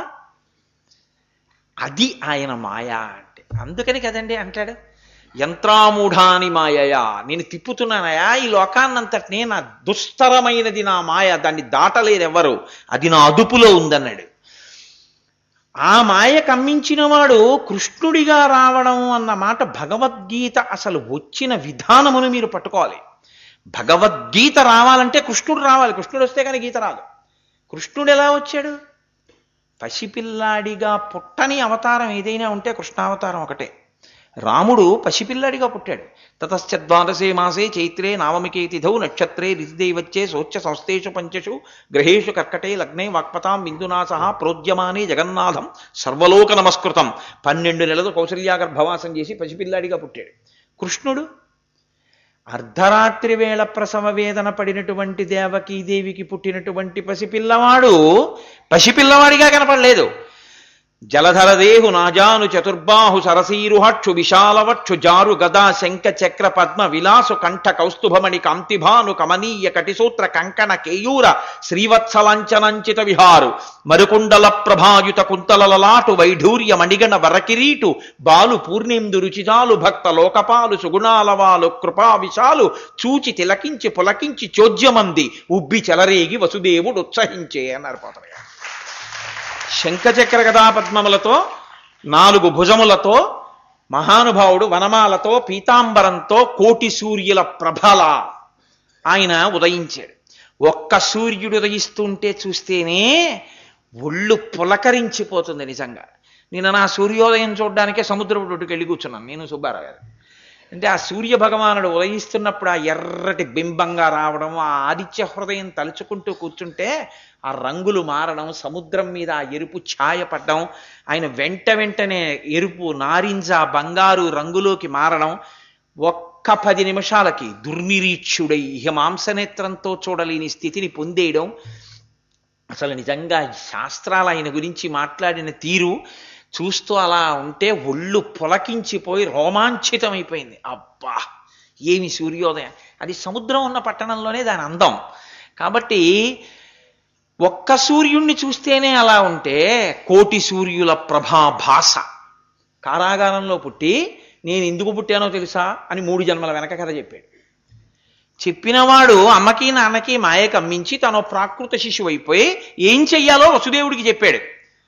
అంతే ఊడిపోయాయి అన్నీని. భిజ్యతే హృదయగ్రంథి చింద్యంతే సర్వసంశయా క్షీయంతే శాస్త్రకర్మాణి తస్మిన్ దృష్టే పరావరే. ఆయన పరబ్రహ్మం. ఆ తల మీద పెట్టుకోగానే అన్నీ ఊడిపోయాయి, తలుపులు తెరిచిపోయాయి. అంతే అనుమానాలన్నీ పోయాయి, సంకటాలన్నీ నివృత్తి అయిపోయాయి, తాపములన్నీ విడిపోయాయి. అంతే యమున దగ్గరికి వెళ్ళాడు. ఆ శివురికి తెరవసగను ప్రకాశోద్ధత తుంగ భంగ కలిత ధరాసాకాశయగు యమున మును శీతేశునకు పయోధి త్రోవ ఇచ్చిన భంగిన్ అంటారు పోతన గారు. రామచంద్రమూర్తికి సముద్రం దారిచ్చినట్టు యమున దారిచ్చేసింది. యమున అంటే సూర్యుడి కూతురు కాలం. కాలంలో అందరూ పడి వెళ్ళిపోవలసిందే. కాలం దారిచ్చిందంటే కాలాతీతుడయ్యాడు. ఎవరిని తల మీద పెట్టుకుంటే? కృష్ణుణ్ణి తల మీద పెట్టుకుంటే. కృష్ణుడే విష్ణువే వైష్ణవి. అమ్మవారిని తల మీద పెట్టుకున్నా అట్నుంచి వచ్చేటప్పుడు యమున దారిచ్చేసింది. యోగమాయని తల మీద పెట్టుకున్నాడు. అటువంటి కృష్ణుడు సాక్షాత్ పరబ్రహ్మముని అని నిరూపణం చేశాడు పుట్టినప్పుడు. అంతకన్నా ఇంకా నేను ఇప్పుడు భాగవతంలో కృష్ణావిర్భావ ఘట్టం ఎక్కడ చెప్తాను. కాబట్టి అటువంటి కృష్ణ పరమాత్మ పెరగడం ఎక్కడికి వెళ్ళి పెరిగాడు? ఎవరో పట్టుకెళ్ళి పెంచుకున్నది కాదు, తను తండ్రికి చెప్పి వెళ్ళిపోయాడు నందుడి దగ్గరికి. అందుకు కదు పోతన గారు అంటారు, ఏ పాములిరుగక ఏ పారుమేటికి పశుల కాపరి ఇంట పాము కలిగి, ఏ జన్మయును లేక వెలయనొక్కడికిని జాతకర్మంబులు సంభవించి, ఏ తల్లి చనుబాలు ఎన్నడెరుగని ప్రోఢ తల్లి యశోద చనుల పాలు త్రావనిరిగే, ఏ హాని వృద్ధుల నిరుగని బ్రహ్మంబు పొదివిటిలో వృద్ధి పొందనందే, ఏ తపములనైన ఎలమి పండని పంట వల్లవీజనముల వాడ పండే, ఏ చదువులనైన ఇట్టిట్టిదనరాని అర్ధమవయవముల ఎందు అందముందే అన్నారు. ఆయన ఏ కర్మ ఆయనకు అక్కర్లేదు. ఆయన జాతకర్మ చేయించుకున్నాడు. పుట్టడం తెలియని వాడు పశువుల కాపరి ఇంట్లో పెరిగాడు. అసలు తల్లి అంటే ఏమిటో ఆయనకి తెలియదు. ఆయనే అందరికన్నా ముందున్నవాడు. ఆయన యశోద చన్నుల పాలు తాగాడు. హాని వృద్ధి తెలియనివాడు పెరుగుతున్న వాళ్ళ పెరిగి పెద్దవాడయ్యాడు. ఏ తపస్సు చేత ఈ భూమి మీద కనపడని వాడు గొల్లపడుచుల ఇంట్లో పెరిగి పెద్దవాడయ్యాడు. ఏ చదువుల వలన తెలియనివాడు ఏ చదువు లేని వాళ్ళకి కంటికి కనపడుతూ వాళ్ళతో కలిసి ఆడుకున్నాడు. వాళ్ళు గుద్దారు, తన్నారు, కౌగలించుకున్నారు. కౌగిట చేర్చుచు చెట్టపట్టుచున్ తన్నుచు గుద్దుచున్ నగుచు తద్దయు కైవడి కుడి ఆడుచున్ మనన చేయు వల్లవ కుమారుల భాగ్యము వింతయుప్పునే అని చతుర్ముఖ బ్రహ్మగారు తలలు కొట్టుకున్నాడు ఒకానొకప్పుడు. వాళ్ళది రా అదృష్టం అంటే రాశీభూత పరబ్రహ్మంతో ఆడుకుంటున్నారు గోపాల బాలురు అన్నాడు. అంటే దాని అర్థం అసలు ఈ కంటికి కనపడనటువంటి పరబ్రహ్మం, ఈ మనసుకి ధ్యానంలో దొరకనటువంటి పరబ్రహ్మం రాశీభూతమై ఓ చిన్న పిల్లవాడై ఈ లోకంలో ఆడుకుంది. ఎవరితో? అసలు ఉదయం స్నానం కూడా చేయని వాళ్ళతో. అంటే అంత దిగొచ్చేశాడు. అసలు ఈ దిగి రావడం ఎందుకు దిగొచ్చాడో తెలుసా అండి? జగద్గురువుగా అంత దిగితే తప్ప ఈ లోకానికి గీత చెప్పడం కుదరదు. ఆ ఉపనిషత్తుల యొక్క సారం పిండి పాలగా పంచాలందరికీ. ఇక్కడ గోపాల బాలుడిగా పాలు పిండడం మొదలు పెట్టినవాడు. అందుకని కదూ కృష్ణకర్ణామృతంలో లీలాశకుడు గోధూళిధూ సరిత కోమల గోపవేషం సాయంతనే ప్రతిగృహం పశుబంధనార్థం గచ్చంతమచ్యుత శిశుం ప్రణతోస్మి నిత్యం అన్నాడు ఆయన. మహానుభావుడు ఆ వెనక గోపాల బాలక జనం అనుగమ్యమానం, ఆయన వెంట గోపాల బాలురు వస్తుంటే ప్రతి ఇంట్లోకి వెళ్ళి ఆవుల్ని దూడల్ని కట్టడం, ఒంటి నిండా ధూళిపోసుకోవడం, పాలు పితకడం ఆయన కర్మ. ఊరే అసలు నేను వచ్చింది ఇక్కడ ఈ పాలు పితకడం మొదలుపెట్టి సమస్త ఉపనిషత్తుల్ని తీసుకెళ్లి ఆవుగా కట్టి పాలు పితికి మీకు ఇస్తా గీతగా. అందుకొచ్చా. గురువు ఎంత దిగుతాడో చూపించడానికి ఈశ్వరుడు గురువుగా వచ్చి దిగినటువంటి అవతారం శ్రీకృష్ణ పరమాత్మ యొక్క పరిపూర్ణ అవతారం. అందుకే కృష్ణం వందే జగద్గురు. కాబట్టి ఆయన దోగ్ధం, ఆ పాలు పిండేటటువంటి వాడి రూపంలో వచ్చినటువంటి గోపాల బాలుడిగా ఆయనే వచ్చాడు. ఇప్పుడు గోపాల బాలుడిగా ఆయన పాలు పిండాలి అంటే ఓ దూడను దాన్ని వదలాలి. ఓ దూడని వదిలితే తప్ప ఆవు పాలు వదలదు కదూ. అలాగే ఇప్పుడు కూడా ఒకరిని నిమిత్తంగా ఓ దూడ వెళ్ళి పొదుగులో గుద్దితే ఆవు పాలు విడిచిపెట్టేస్తే మనం ఎలా పాలు పిండేసుకుంటామో అలా ఒకరిని విడిచిపెట్టాలి, దూడగా విడిచిపెట్టాలి అని అనుకున్నాడు. అందుకని ఆ వత్స రూపంలో వచ్చినటువంటి వాడే పార్థుడు. ఆయన పృథ అని పేరు కుంతీదేవికి. అంతకుముందు ఆవిడ ఏ తండ్రి గారికి జన్మించిందో అక్కడ పృథ అన్న పేరు. ఆ పృథ యొక్క కుమారుడు కాబట్టి పార్థుడు. ఆ పార్థుణ్ణి వత్స రూపంలో విడిచిపెట్టాడు. ఆ దూడ ఏం చేసింది? ఆవు దగ్గరికి వచ్చి పొదుగు పెట్టి ఆ పొదుగు దగ్గరికి వెళ్ళి తన నోటితో గుద్దింది. ఎప్పుడు పాలు ఆవు విడిచిపెడుతుందో అప్పుడు. ఆవు పాలన్నీ పితికేసిన తర్వాత దూడ కూడా తాగేసిన తర్వాత ఇంకో గంట కూడా అవ్వకుండానే మళ్ళీ వెళ్ళి గుద్దింది అనుకోండి, ఎలా విడిచిపెడుతుంది? దేశము కాలము ఉంటాయి. ఎప్పుడు అది విడిచిపెట్టచ్చో, ఎప్పుడు తనకి అవసరమో, తను ఆకలితో ఉండాలి, అప్పుడు ఆ కాలము యోగకాలము. ఆ సమయం వచ్చింది. ఎప్పుడొచ్చింది? కర్తవ్యత విమూఢుడయ్యాడు అర్జునుడు. ఎలా అయ్యాడు? అసలు అరణ్యకాండ దగ్గర నుంచి, అరణ్య పర్వం దగ్గర నుంచి ఆది పర్వంలో మొదలుపెట్టినటువంటి కథ మాత్సర్యాలతో మొదలు కదండి అసలు మహాభారతం. ఆది పర్వంలో వినత కద్రువాల యొక్క మాత్సర్యం, చిట్ట చివరికి ఒకళ్ళనొకళ్ళు చంపుకునేటటువంటి జ్ఞాతులుగా మారడం, గరుత్మంతుడు పాములు. అక్కడ మొదలుపెట్టారు మహానుభావుడు వ్యాస భగవానుడు. ఈ వైరం మొదలు పెడితే ఎక్కడికెడుతుందో పునాది అక్కడేసి తర్వాత దాన్ని కౌరవ పాండవ సంగ్రామంగా మార్చారు. అర్జునుడు అస్త్రాల్ని అదే పనిగా సంపాదించాడు. దేని కొరకు?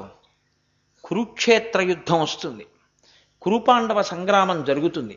జరిగినప్పుడు నేను ఈ కౌరవ వీరులందరినీ కూడా సంహరించవలసి ఉంటుంది. అందుకొరకు ఆయన సిద్ధపడ్డాడు, ఇన్నిటినీ పొందాడు. ఎప్పుడెప్పుడు చంపేస్తానా అని ఆకలి కొన్న పెద్ద పులిలో ఉన్నాడు. ఆ సమయం రానే వచ్చింది. కృష్ణ భగవానుణ్ణి వేడుకున్నాడు, నువ్వు నాకు సారథిగా నిలబడు అన్నాడు. కృష్ణుడు సారథిగా ఉన్నాడు. కురుక్షేత్ర యుద్ధం ప్రారంభమైంది. ఎంత ఉత్సాహంతో వెళ్ళి చంపాలి ఇప్పుడు అర్జునుడు. అలాంటి వాడు అక్కడ దాకా వెళ్ళి సారథ్యం చేస్తున్న కృష్ణుణ్ణి సారథిగా ఆయన కర్తవ్యం ఏమిటో అది నెరవేర్చవలసిన ప్రశ్న ఒకటి వేశాడు. మొదట చెప్పింది అదండి. ఏమయ్యా, మనం కురుక్షేత్ర యుద్ధ భూమిలోకి వచ్చాం కదా, నేను ఒక్కసారి బాగా తేరిపారి చూడాలనుకుంటున్నాను ఉభయ పక్షాల్లో వీరుల్ని. కాబట్టి రెండు పక్షములకు మధ్యలో రథాన్ని నిలబెట్టు అన్నాడు. రథి ఏం చెప్తే అది వినాలి సారథి. కాబట్టి కృష్ణ భగవానుడు రథాన్ని అక్కడికి తీసుకెళ్లి నిలబెట్టాడు.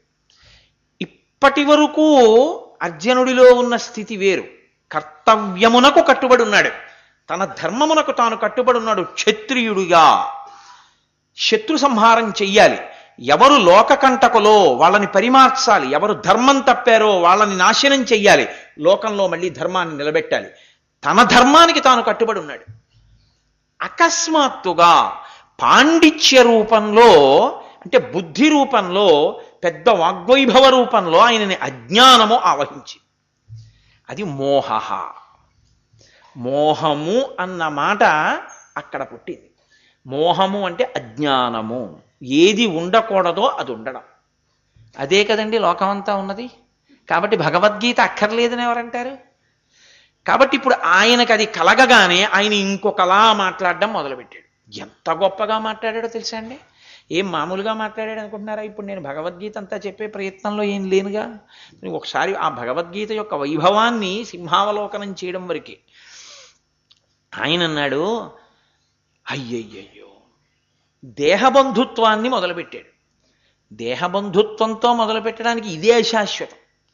ఈ అశాశ్వతమైన దానికి మళ్ళీ అశాశ్వతమైన వాటితో ఓ ముడి వేసి అన్నాడు, అదిగో మా తాతలు, మా గురువులు, మా సోదరులు, మా బంధువులు, ఎందుకు వీళ్ళందరినీ చంపేయడం?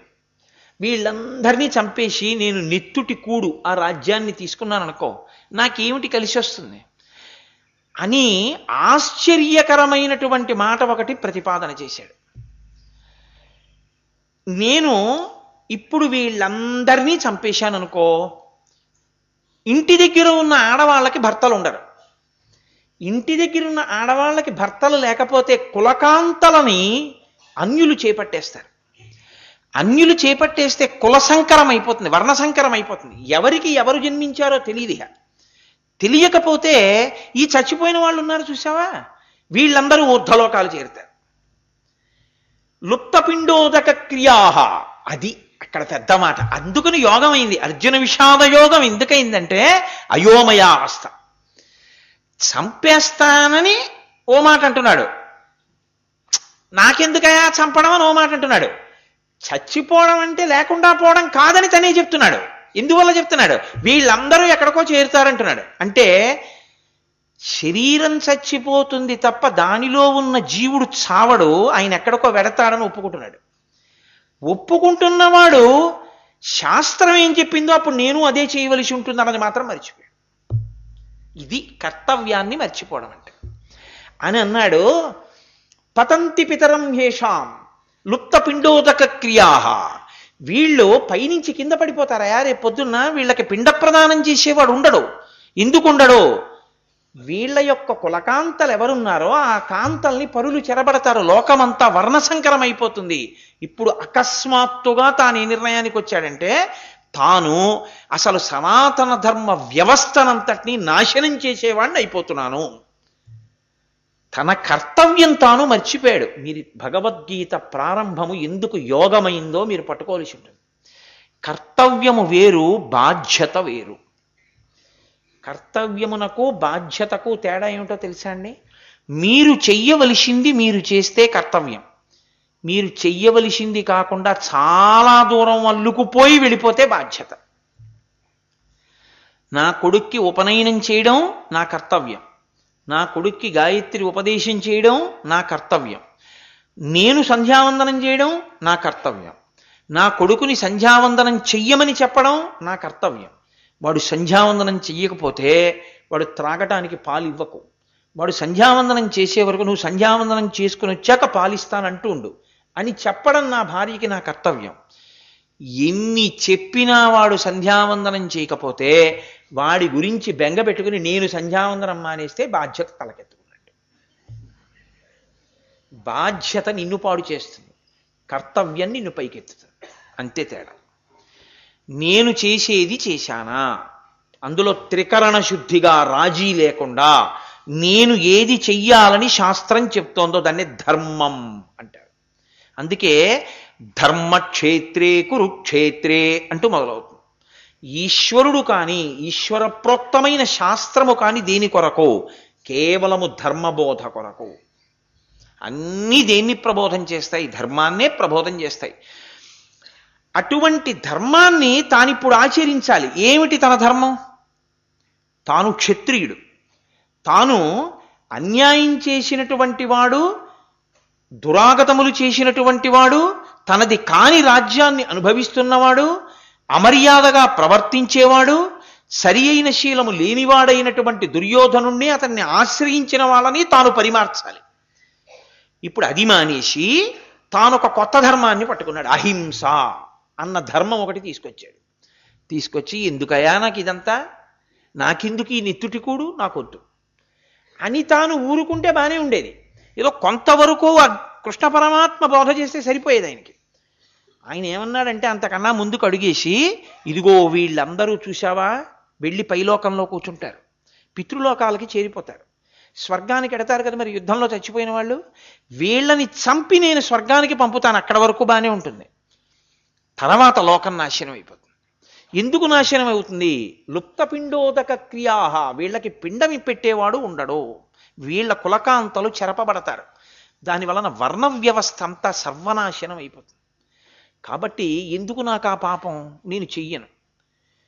ఇప్పుడు చంపేయడం అంటే శరీరాన్ని చంపడమే కానీ లోపల ఉన్న జీవుడు చెనకబడేవాడు కాడు అన్నది అర్జునుడు అంగీకరిస్తున్నాడు కదండి. కానీ తన కర్తవ్యం అన్నది కూడా శాస్త్రంలో చెప్పింది ఒకటి ఉందిగా, తన కర్తవ్యం తాను చేసుకుంటూ వెళ్ళడమే.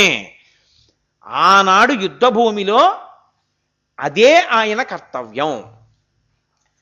మీరు ఒకటి ఆలోచించండి, నేను ఒక ఉద్యోగం చేస్తున్నాను. ఆ ఉద్యోగం చేసేటప్పుడు నేను ఒక ఎంఆర్ఓ ఆఫీస్లో పనిచేస్తున్నాను అనుకోండి. ఇన్ని వందల రూపాయల ఆదాయం ఉన్న వాళ్ళకి ఈ రంగు రేషన్ కార్డు ఇవ్వండి అని అన్నారనుకోండి. అంత ఆదాయం కన్నా ఎక్కువ ఆదాయం ఉన్నా పాపం చాలా కష్టాల్లో ఉన్నాడు, ఆయనకు రేషన్ కార్డు ఆ రంగుది ఇచ్చేద్దాం అని నాకు అనిపించింది అనుకోండి. అలా ఇచ్చేస్తే నేను తప్పు చేసిన వాడిని. నిబంధన ఏం చెప్పిందో అది నేను పాటించాను అనుకోండి. అలా ఇవ్వకూడదమ్మా, మీరేమనుకోవద్దు, నాకు ఆ అధికారం లేదు, నేను ఇవ్వకూడదు అని ఇవ్వడం మానేశాను అనుకోండి, నా కర్తవ్యం నేను చేసినట్టు. కర్తవ్యం చేసిన వాడికి పాపపుణ్యముల యొక్క సంగము ఉండదు. కర్తవ్యతానిష్ట అన్న మాటకు అర్థం అది. ఇప్పుడు తలారి అని ఒక ఆయన ఉంటాడు, ఆయన కర్తవ్యం ఏమిటో తెలుసా అండి? ఉరేసేయడమే. తప్పు చేసిన వాడిని ఉరేయమంటారు. చిట్ట చివరికి ఎవరు చంపేస్తారా ఆ వ్యక్తిని? తలారి చంపుతాడు. తలారి తన జీవితంలో 20 మందినో 25 మందినో ఉరి తీసేస్తాడు. ఆ ఉద్యోగంలో ఉండగా 20 మందినో 25 మందినో చంపేసినటువంటి తలారి ఖాతాలో మనుష్యుల్ని చంపిన పాపం పడుతుందా? పడదు. ఎందుకు పడదు? ఆయన కర్తవ్యాన్ని ఆయన నిర్వహించాడు. దేశ సరిహద్దుల్లో సైన్యం మోహరించింది. అవతల వాళ్ళు తుపాకులు పేల్చారు, శత్రుదేశం వాళ్ళు శతఘ్నులు పేల్చారు. అరేరేరే, అహింసతో స్వాతంత్రం తెచ్చుకున్నటువంటి మహాత్ముడు పుట్టిన భూమి, ఈ చెంప కొడితే ఇంకొక చెంప చూపించమన్న మహాత్ముడికి వారసులం, మేము తుపాకులు పేల్చడమా అని వాళ్ళు విసిరిశారనుకోండి. అప్పుడు అది అహింస అవుతుందా? అది కర్తవ్యం అవుతుందా? అది కర్తవ్యం కాదు. అప్పుడు వాళ్ళు తుపాకులు పేల్చడమే వాళ్ళ కర్తవ్యం. అప్పుడు వాళ్ళు చెయ్యవలసిన పని వాళ్ళు చెయ్యాలి. ఎవడు చెయ్యవలసిన పని వాడు చెయ్యడమే కర్తవ్యం.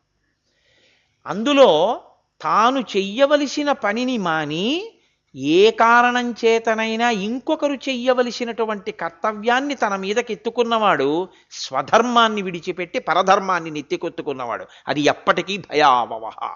అది నీకు భయాన్నే సృష్టిస్తుంది. భయము సంసారము, సంసారము మరణహేతు, మళ్ళీ పునర్జన్మని కల్పిస్తుంది. అందుకని నీ ధర్మమునందు నువ్వు నిలబడు. భగవద్గీత అంతా ధర్మ ప్రబోధం, కర్తవ్య ప్రబోధం. ఇప్పుడు కర్తవ్యము నుంచి విమూఢుడయ్యాడు. మీరు చూడండి, సాధారణంగా మీరు ఎవరిని అడగండి, ఎక్కడ కదపండి, మీకు ఇంకా కొంచెం తక్కువ అనుభవం ఉంటుంది. ఎక్కడైనా ప్రవచనాలు చేసినటువంటి పాపము చేత నాబోటిగాడికి అనుభవం ఎక్కువ ఉంటుంది. ఒక్కసారి మీతో మాట్లాడాలండి అంటారు. తప్పకుండా చూద్దాంలేండమ్మా, 5 రోజులేగా ఉంటాను, అంత అవకాశమే ఉంటుంది అని మొదట అంటాం. 3వ నెంబర్ స్థానిక భద్రతా సూచనగా ప్రమాద పతాకం ఎగరేసినట్టు. తర్వాత అలా కాదు, మాట్లాడి తీరవలసింది. 1-2 నిమిషాలైనా చాలా ఆర్తితో ఉన్నాను, చాలా ముఖ్యమైన విషయం, మీరు ఇవ్వాలి తప్పదు టైం. సరే, 199 మంది చెప్పే విషయాలు ఏముంటాయో తెలుసా అండి? నేను ఏదో మా అబ్బాయిని బాగా చదివించానండి, మా అబ్బాయి వాడు సరిగా ఉండట్లేదు, వాడి ఉద్యోగం వాడు సరిగా చేయట్లేదు, ఎప్పుడు సెలవు పెట్టేస్తున్నాడు, ఏమిటో అలా ఉంటున్నాడు, నన్ను ఏం చేయమంటారు? ఆ బెంగతో నేను గుళ్ళకి గోపురాలకి వెళ్ళడం కూడా మానేశాను. నువ్వు అర్జునుడు ఏ స్థితిలో ఉన్నావో ఆ స్థితిలోనే ఉన్నావు. నీ కర్తవ్యం నువ్వు చేశావా లేదా? ఇలా ఎన్ని బాధ్యతలు నువ్వు ఎత్తుకుంటావు నాకు చెప్పు. మీ పక్కింట్లో తుడుచుకోలేదు, నువ్వు ఏడుస్తూ కూర్చుని వాళ్ళు ఇల్లు తుడుస్తావా? లేకపోతే పక్కింట్లో వాళ్ళు అన్నం తినలేదు, నువ్వు కొన్ని మీ కొరకు చేసుకోవాలి, కొన్ని 10 మందితో కలిసి చెయ్యాలి. 10 మందితో చేసేది 10 మందితో చెయ్యాలి, ఒక్కరు చేసేది ఒక్కరు చేయాలి. ఈశ్వరుడి పల్లకీ పట్టినప్పుడు 10 మంది కలిసి పట్టుకోవాలి. మీ ఆకలి వేసినప్పుడు మీరు అన్నం తినాలి. పల్లకీ పట్టిన వాళ్ళందరూ తిన్నారా అండి, కనుక్కొచ్చాక తింటాననుకోండి కదండి. ఎక్కడి కర్తవ్యం అక్కడే.